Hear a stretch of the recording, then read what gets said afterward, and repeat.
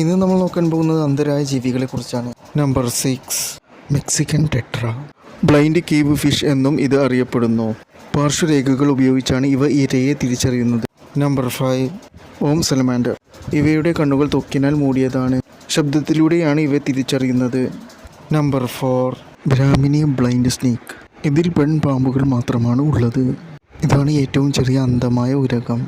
Number 3, star nosed mole. ഇവ ശക്തമായ ഇന്ദ്രിയാനുഭവങ്ങളെ വികസിപ്പിച്ചെടുത്തിട്ടുണ്ട്. സ്പർശനം അതിന് ഉദാഹരണമാണ്. നമ്പർ 2, ജൈൻറ്റ് ബ്ലൈൻഡ് മോൾ.